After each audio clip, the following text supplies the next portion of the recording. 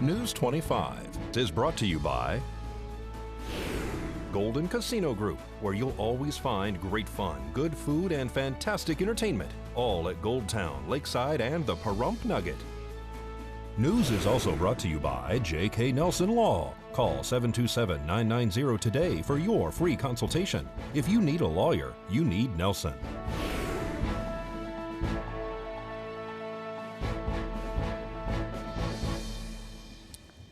Tonight, NHP warns winter travelers to drive safely, and the state school superintendent makes a visit to Pahrump.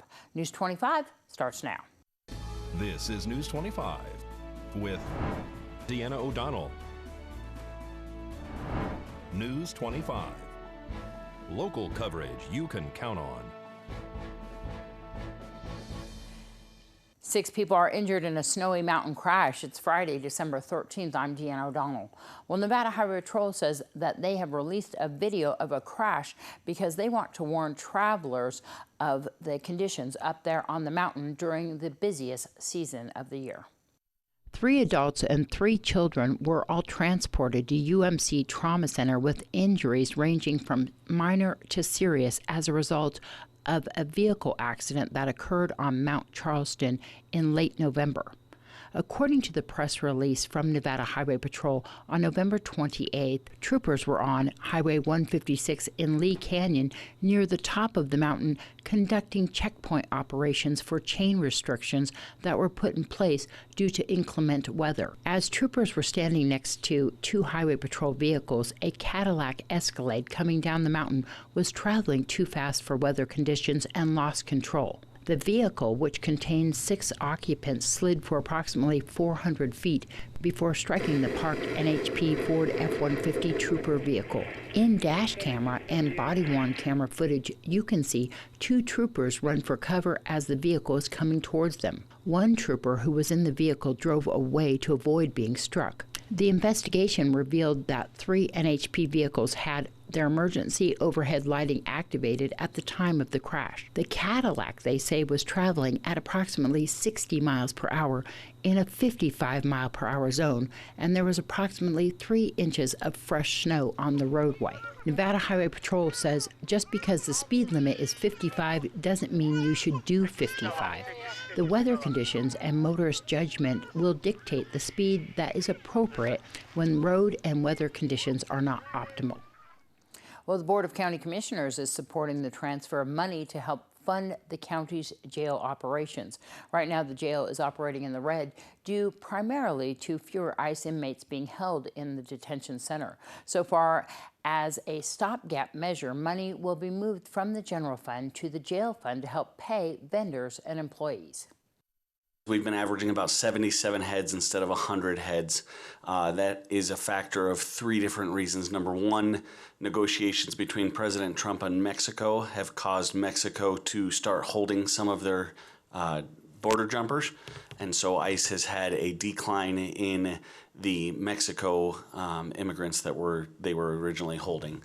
Number 2, we are just early in this process, and so they've been working. We started with, I think it was 30 inmates, and it's just a process. As you know, with the federal government, nothing happens overnight, and so we went live, and they've been steadily increasing us. We're up around 80, I think 77 this morning, and they've assured us that we will continue to grow as they come in. And the third answer is there's litigation out of California in relation to ICE and some detentions, and as a result, that has just caused turmoil in general with the Department of Homeland Security.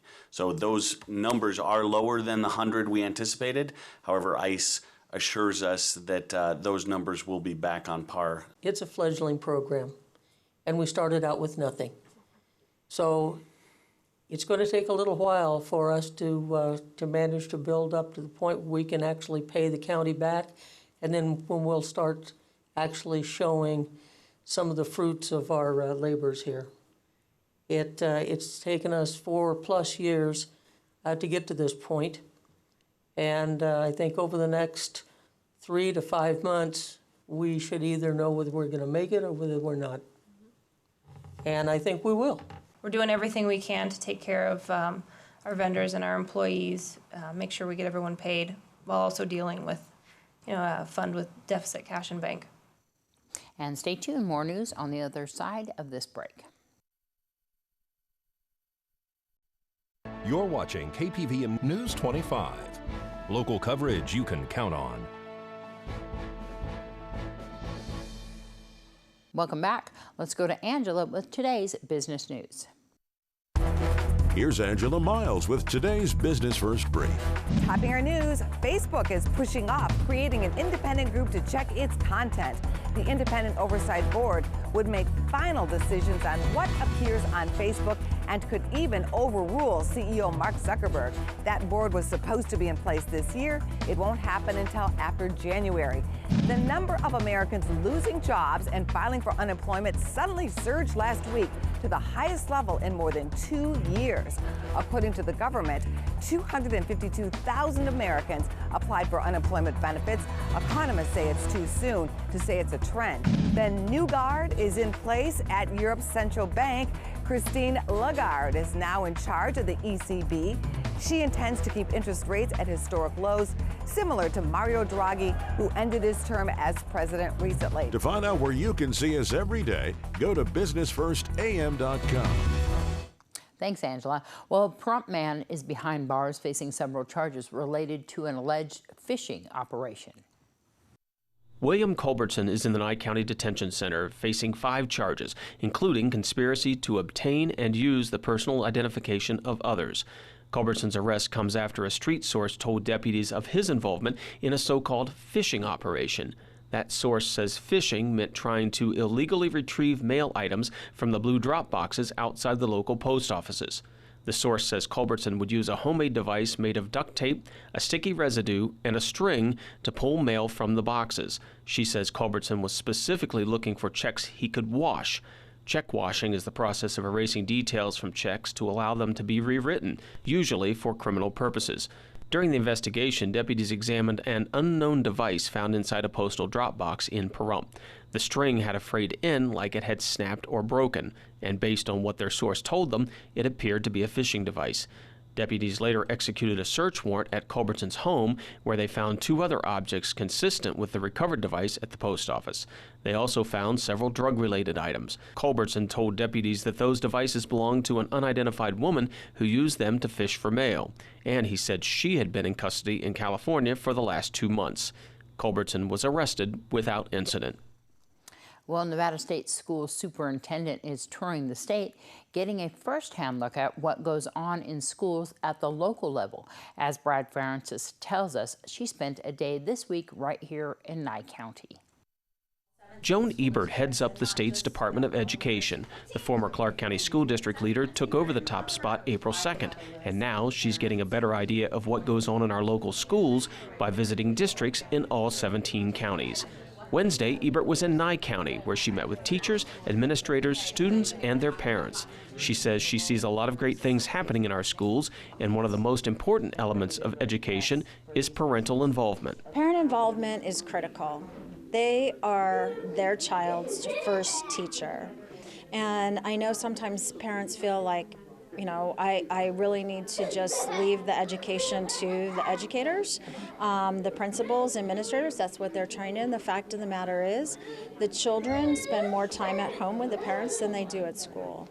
And so finding a way to communicate and understand what the child is learning in school, how they can help. And so having parents involved in their child's education is a daily item that teachers actually would like to have the parents involved. Yeah. Fern Gatson Rush is a parent engagement representative in the Nye County School District, and she too knows how important it is for parents to be involved in their child's education. I started out at Floyd as the parent liaison, and it was a part-time job.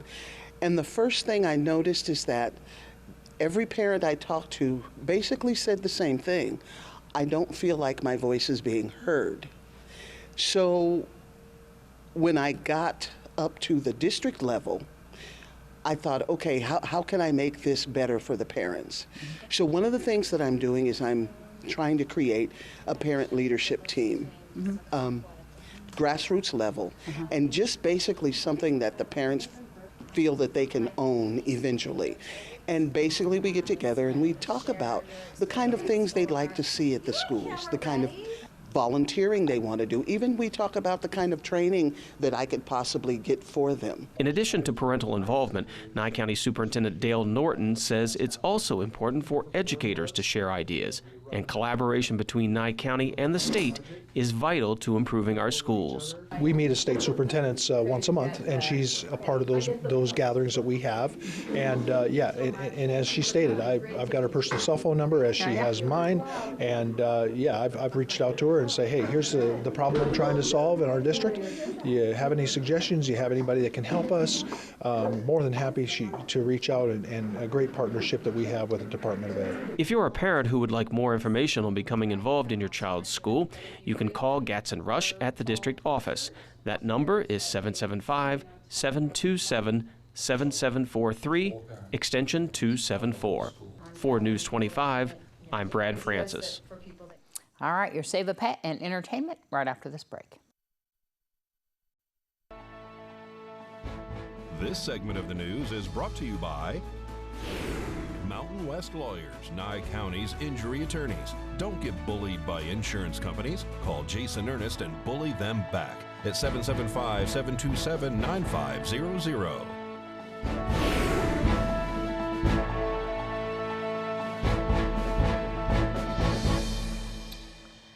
Well, Darby has a cat with her today that's up for adoption with an unusual name.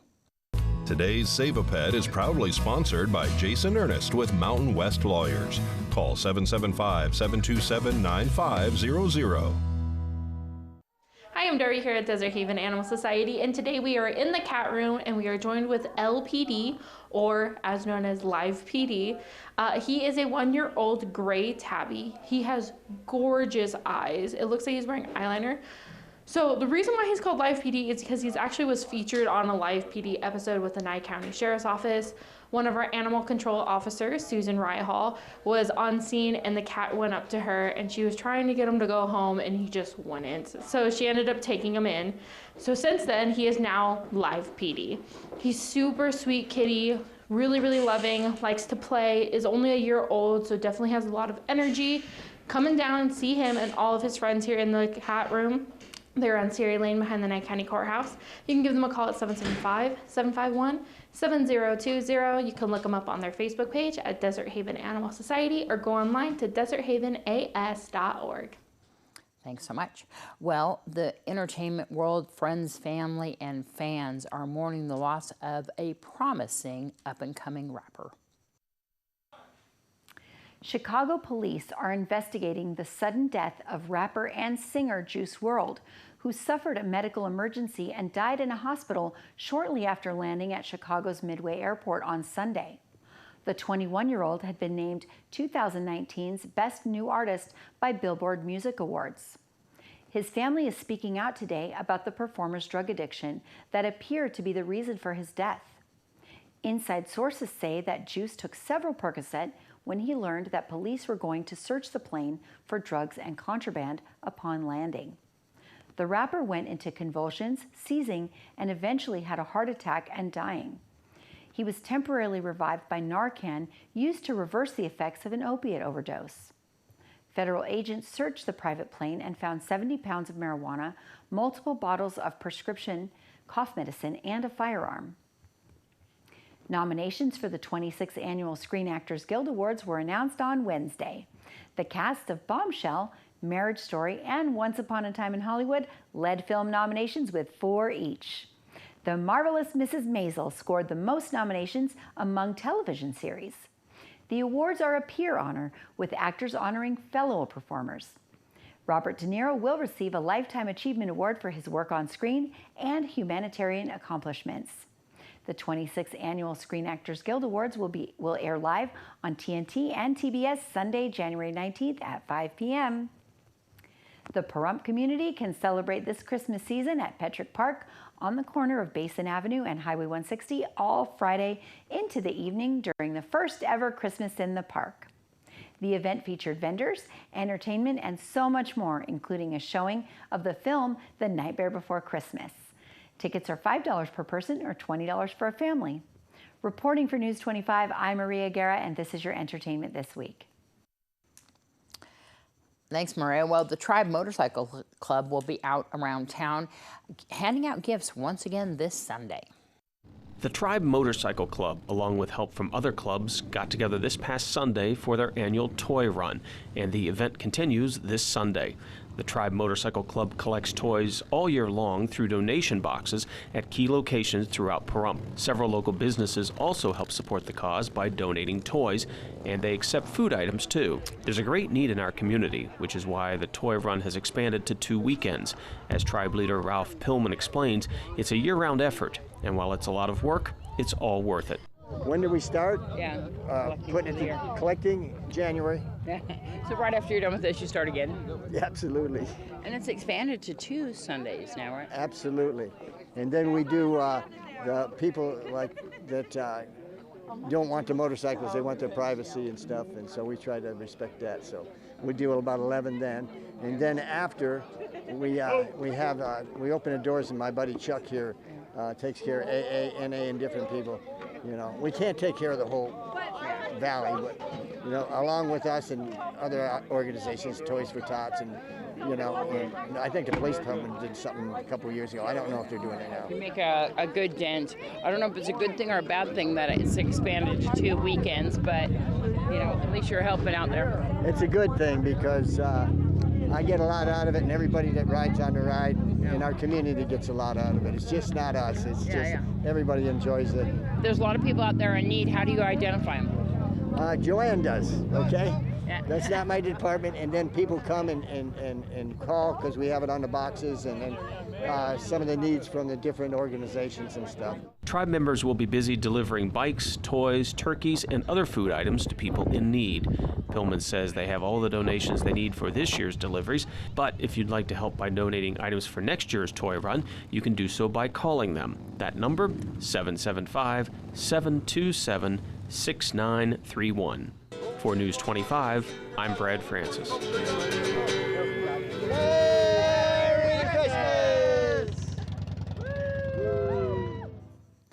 Always make me smile. Well, here's Josh Osborne with today's Great Computer Deals Tech Tip. Reporting from my man cave, it's Josh from Parump's own Great Computer Deals, and it's time for another quick tutorial. Task Manager Part 1. Do you know that there are programs on your computer that are set to run every time you turn it on? How do you change that? Well, take your mouse and instead of left-clicking on your Start menu, right-click and choose Task Manager. Under Task Manager, you'll find a tab called Startup. And under Startup, you'll be presented with a list of programs that are set to run every time you turn on your computer. To be honest, most of the stuff in this list is not absolutely necessary, so all you got to do to disable one of those programs is click on the title and hit the Disable button. Keep in mind that your antivirus might be in this list as well. You want to go ahead and leave that one alone. Still need help? Come to our store where you'll find low prices and friendly faces. We're located at 1190 East Highway 372, or call us at 775-990-8833. News 25 WeatherCam is brought to you by Lerner and Rowe Injury Attorney's Office in Pahrump. In a wreck, need a check? Call 702-877-1500. Take a look outside right now on that weather cam and see what we had going on earlier today. Some clouds in the sky. We're going to find out about your weekend weather right after this break.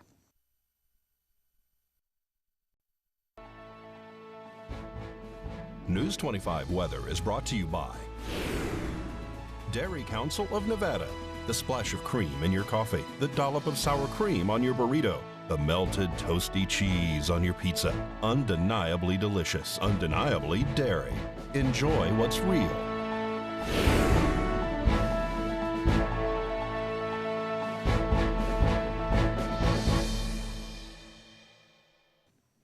Hello and welcome back to News 25. I'm Michael Donohue with today's weather. In Las Vegas, we had a high of 61 degrees, a low of 44. Death Valley at 70, their low at 51 degrees. Amargosa 60 at the low of 41. 58-38 in Beatty. 53-29 in Goldfield. 49-28 in Tonopah. 50 degrees, a low of 38 in Carson City. 54 for the high in Fallon and Fernley, 37 for the low in Fallon, and 36 their low in Fernley. Now today in Pahrump, we saw some mostly sunny skies. Our high today at 63 degrees. Winds coming out of the south at 7 miles per hour. Our humidity at 49%, and our sunrise at 6:46 this morning. Now for tonight, we're going to see some partly cloudy skies. Our low is going to be 43 degrees. It's 58 outside currently. Winds coming out of the east-southeast at 6 miles per hour, 69% for our humidity, and our sunset at 4:29 p.m. Now looking ahead to our 7-day, those clouds don't seem to figure out what they want to do on Sunday and Monday. Yesterday we were expecting some clouds on Sunday. Today they seem like it's been clearing up for Sunday and Monday, but we are still expecting those clouds from Tuesday on through next Friday. Temperature-wise, on Saturday we're going to be seeing a high of 60 degrees, dropping down to 55 on Sunday.